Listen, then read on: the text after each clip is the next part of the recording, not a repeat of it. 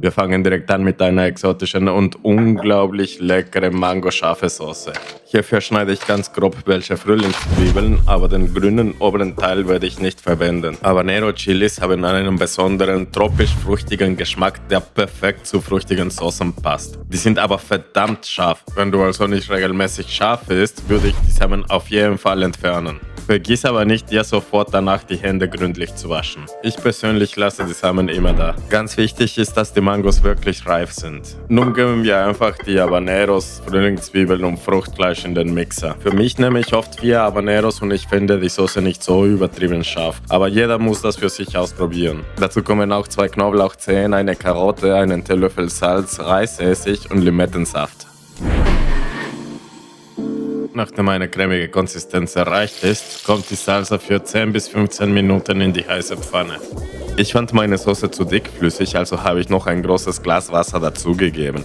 Aber vor allem auch, weil ich normalerweise viel Soße mache und nachher in Flaschen abfülle. Diese mexikanische Habanero Mango Salsa hat sehr leckere süßliche Noten und passt sehr gut zu weißem Fleisch, Fisch und Meeresfrüchten.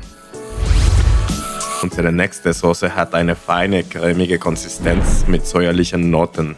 Ich setze eine Pfanne mit heißem Öl auf und darin kommen 3 Tomaten und Habaneros nach Geschmack. Dies ist eine rote Soße, wenn ihr also rote Habaneros habt, nutzt sie ruhig hier. Dazu kommen noch 2 Knoblauchzehen und eine kleine rote Zwiebel. Und hier braten wir einfach alles an, bis die Chilis hellbraun sind.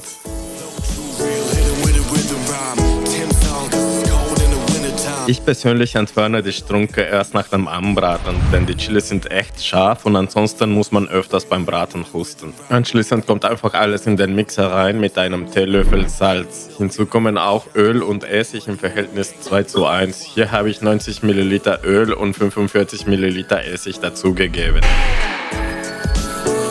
Diese Habanero Salsa wäre schon so extrem lecker, aber 70 Gramm geröstete Erdnüsse verleihen der Salsa eine weitere Geschmacksebene, Textur und Aroma. Ich hoffe, diese Salsa-Rezepte gefallen dir bis jetzt und wenn dem so ist, unterstütze mich bitte mit einem Daumen nach oben. Diese cremige Soße esse ich sehr gerne mit deftigen Fleischgerichten, aber auch frittierten Speisen.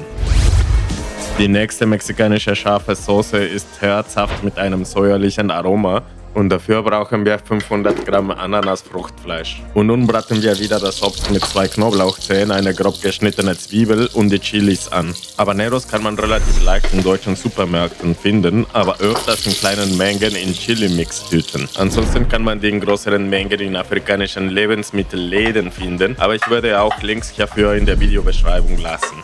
Wir schneiden die Strunke wieder ab und geben alles in den Mixer und diesmal gebe ich 45 ml Apfelessig und Wasser dazu.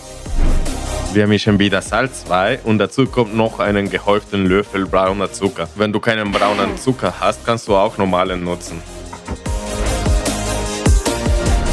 Diese ist eine meiner Lieblingssalsas und ich kann dir empfehlen, Schweine-, Fleisch- und Fischgerichte damit zu würzen. Aber das Wesentlichste bei diesen 3 Soßen ist auf der Habanero-Menge aufzupassen, ansonsten kann es verdammt scharf werden. Es gibt aber 3 weitere mexikanische Salsas, die ich einfach nicht aufhören kann zu essen. Im Video auf der linken Seite bringe ich dir bei, wie man sie macht.